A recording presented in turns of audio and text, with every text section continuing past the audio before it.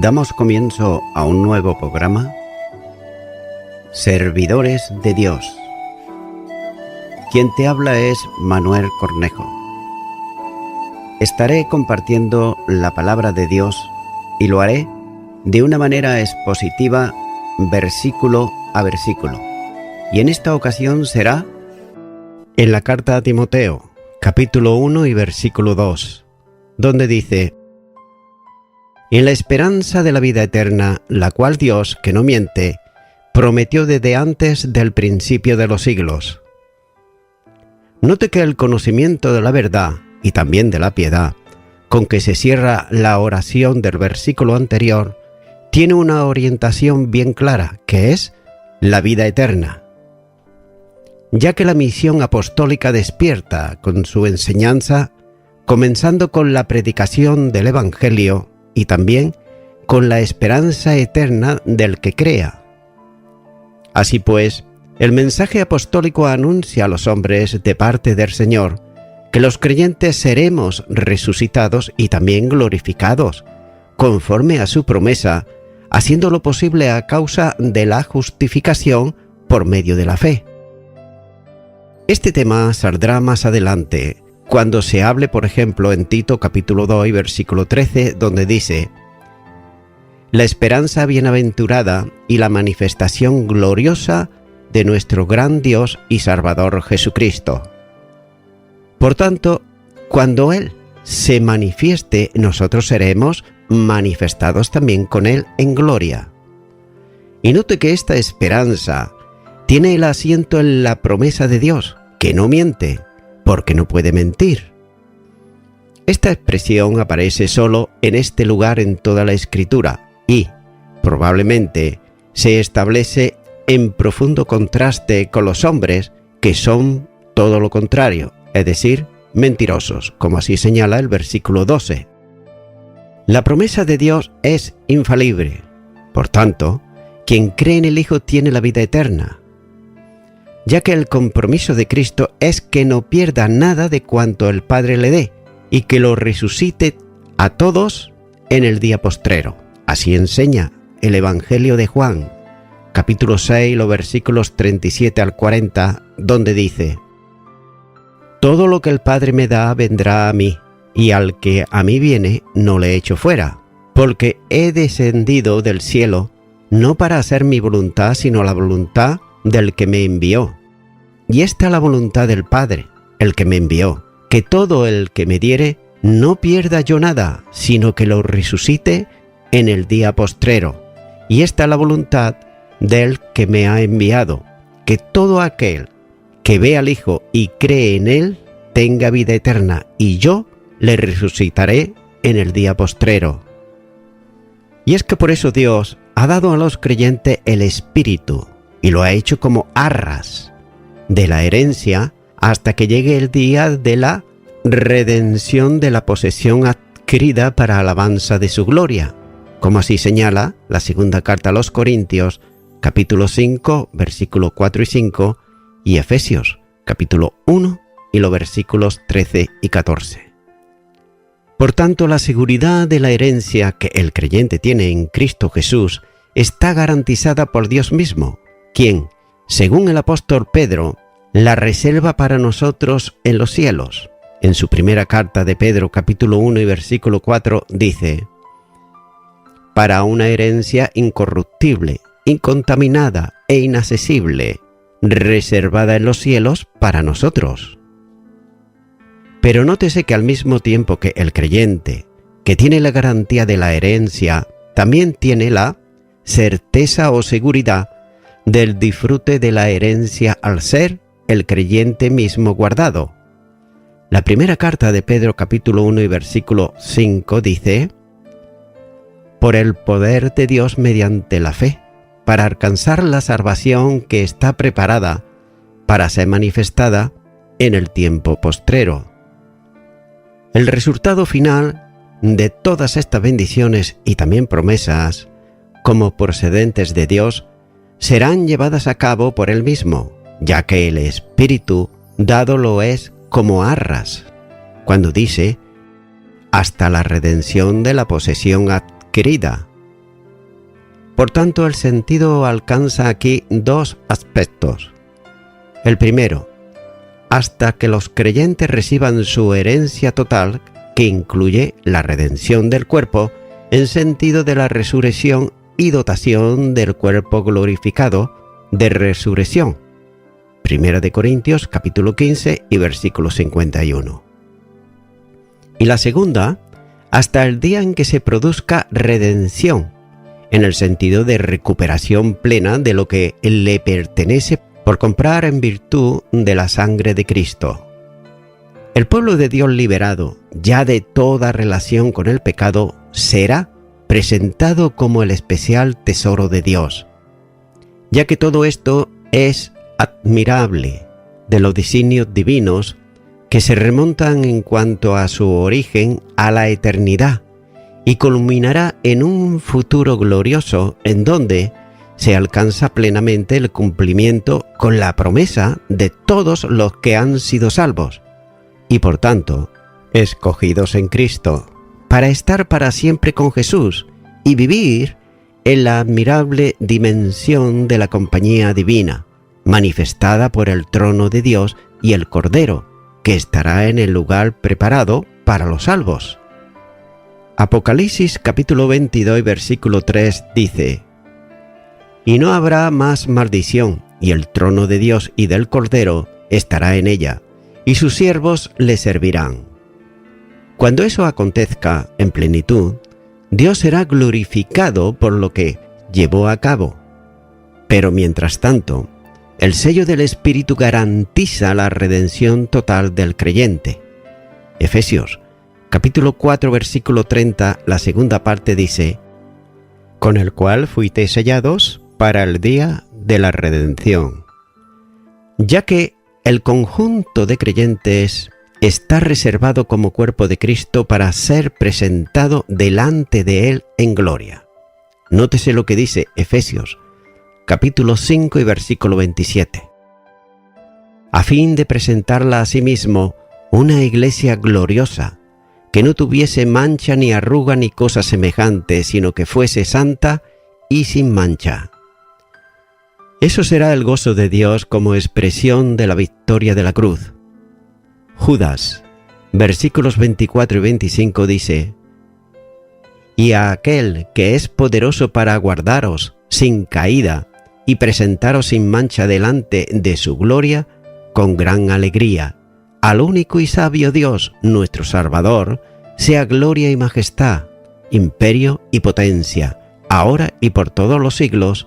Amén. Y luego, perpetuamente. El pueblo redimido proclamará la gloria de la gracia divina, y ese mismo pueblo será objeto que glorifique a Dios por la consecución de su eterno plan de salvación.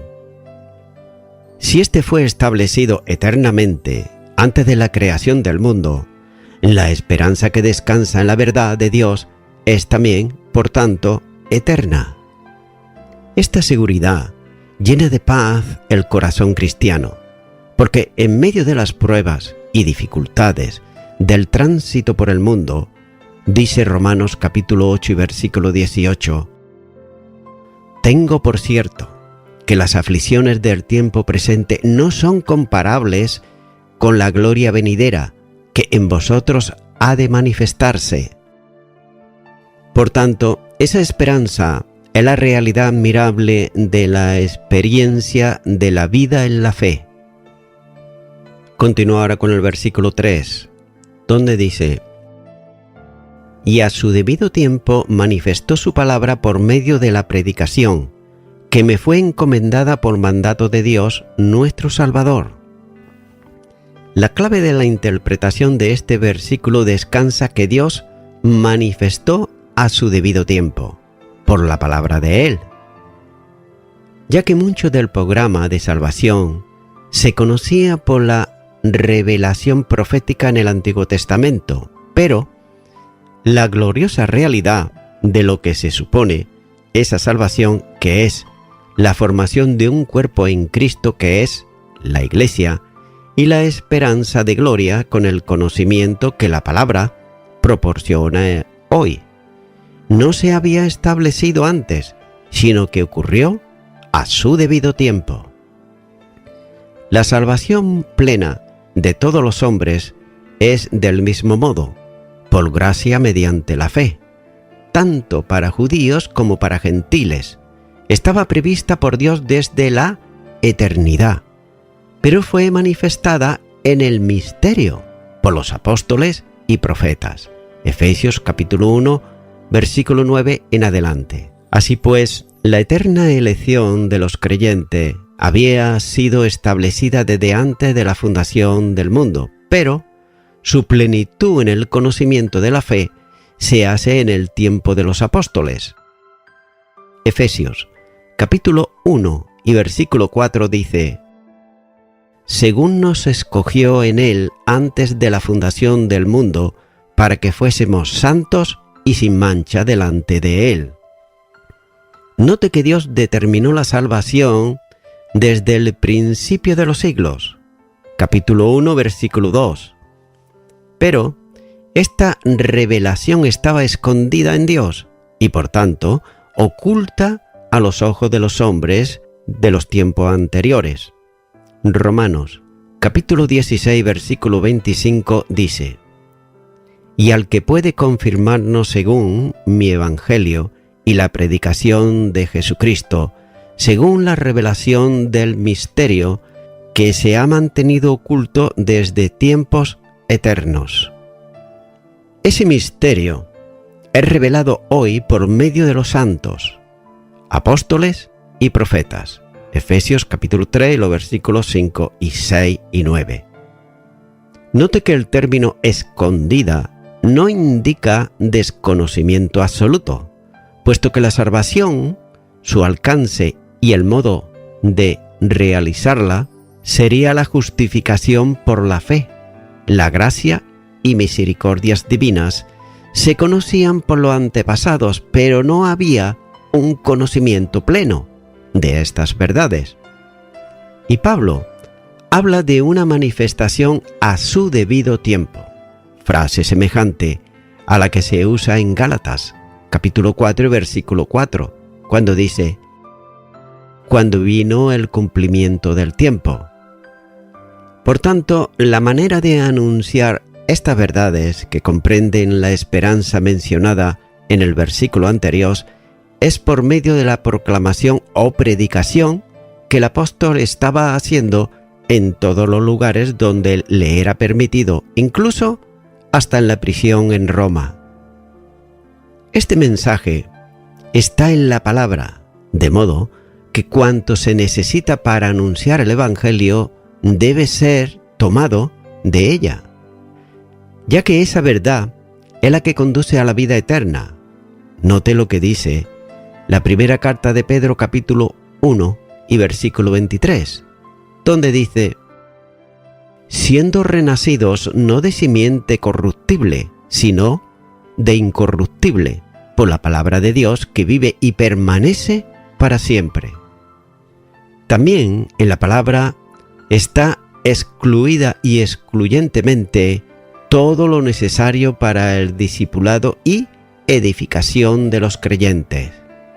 La primera carta de Pedro capítulo 2 y versículo 1 y 2 dice: desechando, pues, toda malicia, todo engaño, hipocresía, envidia y todas las detracciones, desead como niños recién nacidos la leche espiritual no adulterada, para que por ella crezcáis para salvación. Por tanto, siendo este el único camino a la verdad y el único modo de enseñar, redarguir, corregir e instruir, como dice la segunda carta a Timoteo capítulo 3 versículo 16, ya que no es posible buscar otras vías, como ocurre actualmente, que puedan cumplir esa función, ya que Dios no ha dado la bendición de revelar el misterio, para que el conocimiento pleno sea la experiencia de la vida de los creyentes y para el mensaje de la salvación eficaz para los perdidos, de modo que es urgente y también necesario volver a la palabra, y predicar solo la palabra. El apóstol recuerda a los creyentes que, ya que en la sabiduría de Dios el mundo no conoció a Dios mediante la sabiduría, agradó a Dios salvar a los creyentes por la locura de la predicación. 1 Corintios capítulo 1 y versículo 21. Y note que esta decidida acción de predicar la palabra, enseñándola, era la ocupación diaria de la Iglesia. Hechos de los Apóstoles, capítulo 5 y versículo 42 dice: todos los días, en el templo y por las casas, no cesaban de enseñar y predicar a Jesucristo. Por tanto, el desafío es considerablemente grande para los predicadores, para los pastores y maestros de las iglesias en la actualidad, ya que el misterio de la proclamación le fue encomendada al apóstol por mandato de Dios nuestro Salvador, y para eso había sido escogido desde el vientre de su madre, para que revelase a su Hijo en él y que le predicase entre los gentiles, como enseña en Gálatas capítulo 1 y los versículos 15 y 16.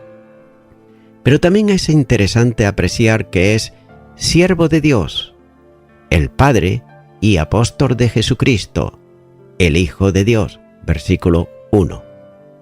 Por tanto, la comisión era la de predicar con denuedo y sin alteraciones el mensaje de Cristo. Un asunto por resolver es que quien se refiere en la expresión de Dios nuestro Salvador, o como se lee literalmente, del Salvador de nosotros, Dios. Sin duda, la obra de salvación es una operación trinitaria, en la que cada una de las tres personas divinas intervienen en ella, ejecutando lo que habían asumido eternamente. Sin embargo, la referencia aquí tiene que ver con el Padre.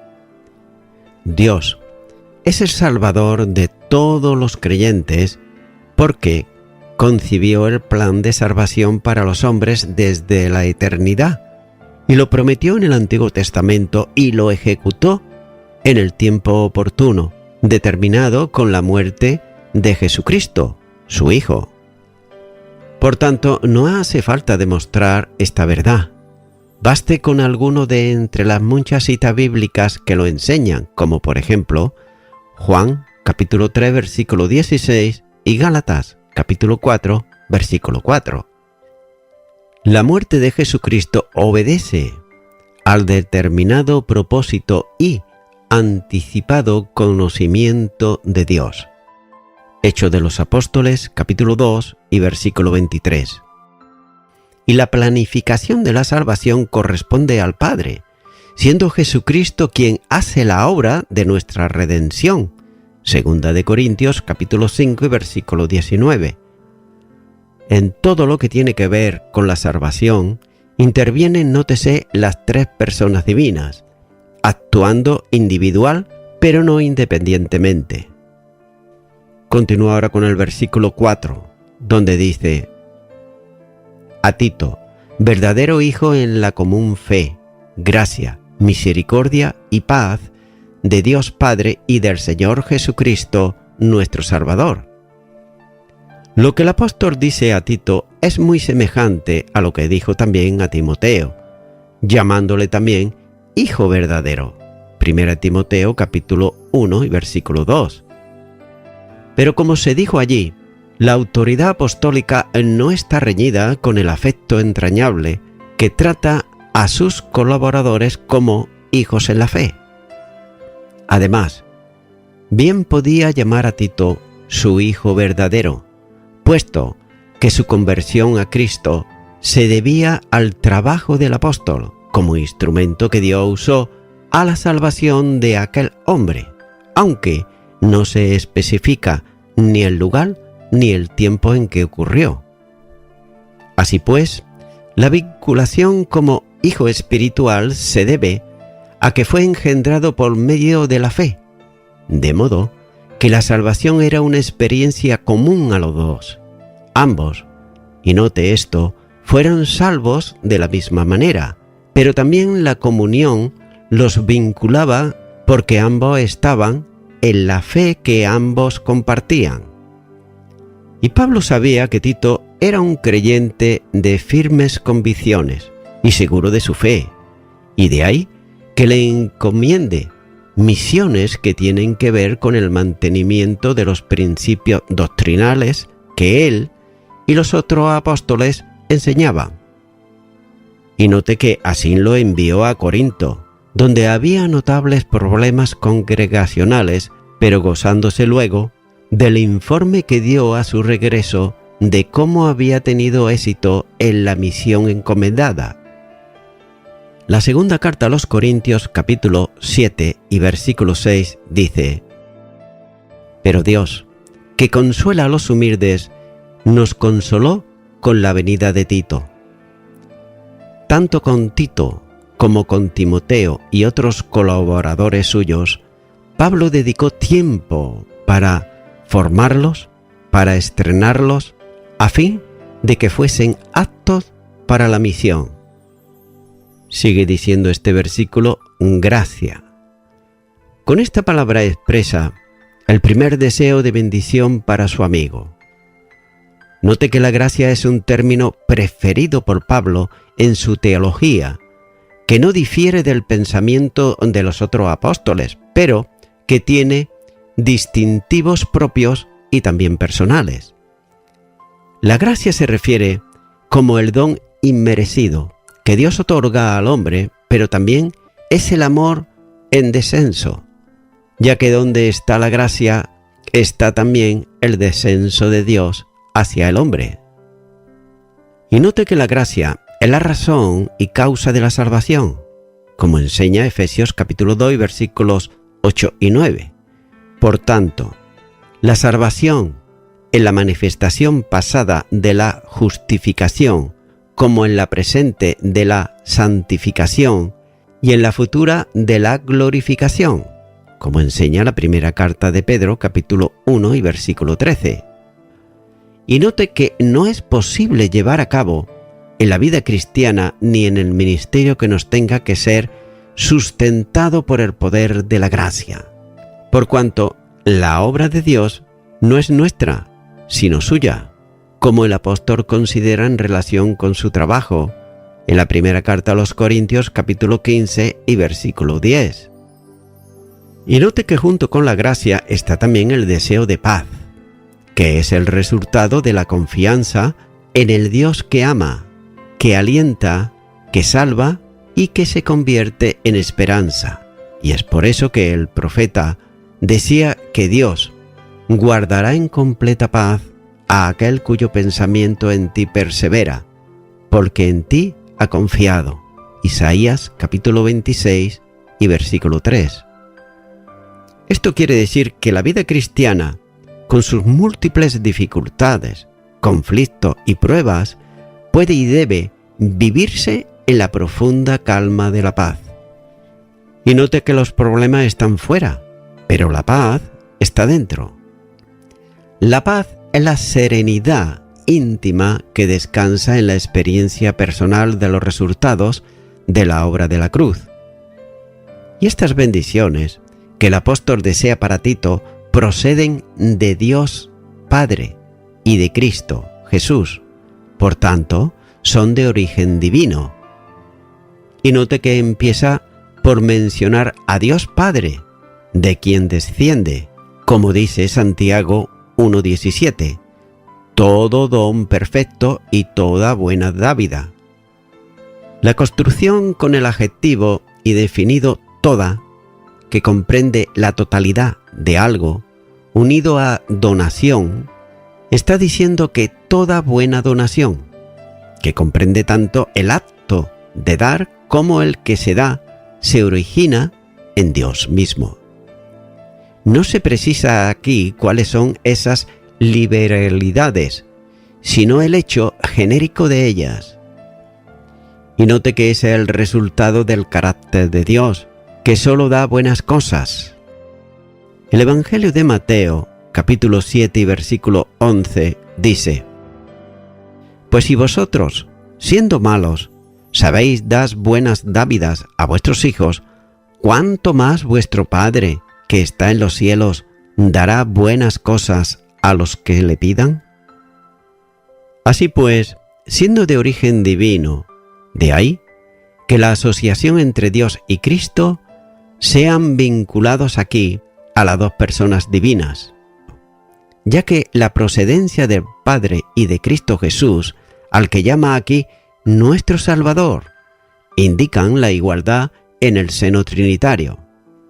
Y aquí se aprecia que Dios es el Padre, de quien dijo antes que es nuestro Salvador, calificativo que ahora, nótese, da a Cristo. Por tanto, el apóstol entiende y proclama la deidad de Cristo Jesús. Es posible que una de las herejías a combatir en Creta fuese la negación de la deidad de Cristo o, cuando menos, la igualdad de Él con el Padre. Cristo es Salvador porque consumó la obra de redención y puede por esa razón justificar por la fe a todo el que cree en Él. Y voy concluyendo ya con esto. Estimado y estimada oyente, Dios, cuando promete algo, lo cumple, ya que Dios es imposible que Él pueda mentir, como así señala Hebreos capítulo 6, versículo 18, y también Números, capítulo 23, versículo 19, donde dice: Dios no es hombre para que mienta. Anteriormente leí una promesa que Dios hace a aquellos que hemos creído en la salvación en Cristo y dice así, en Tito, capítulo 1 y versículo 2. En la esperanza de la vida eterna, la cual Dios, que no miente, prometió desde antes del principio de los siglos. Amigo y amiga oyente, ¿tienes tú esa esperanza de vida eterna en Cristo Jesús? Si no tienes la seguridad de la salvación de tu alma, si aún Jesucristo no es tu Salvador, ¿no crees, con toda sinceridad, que ha llegado el momento de que le invites a que venga a tu corazón? Por tanto, te animo a que hagas conmigo esta oración de fe y repitas ahí a donde estás. Dios eterno, tu palabra dice que tú no eres hombre para que mientas. Lo que tú prometes, haces. Yo creo en tu palabra y quiero tener esa esperanza de vida eterna. Para ello, en este momento te pido perdón por todos mis pecados y delitos, y te acepto a ti, Señor Jesucristo, como mi único y suficiente Salvador. En el nombre de Jesús. Amén. Amigo y amiga oyente, si tú has hecho esta oración de corazón, te recomiendo que comiences a orar a Dios, en primer lugar, en el nombre del Señor Jesucristo. Orar a Dios no es rezar, sino que es hablar con una persona. También te recomiendo que leas la palabra de Dios y lo hagas a diario. Comienza, por ejemplo, con el Nuevo Testamento. Y también, por último, te recomiendo que para que puedas crecer espiritualmente, te congregues en una iglesia cristiano-evangélica, donde se predique, se enseñe y se practique la sana doctrina y la palabra de Dios. Congrégate ahí y con el tiempo podrás crecer espiritualmente y también servir al Señor Jesucristo. Que Dios te bendiga.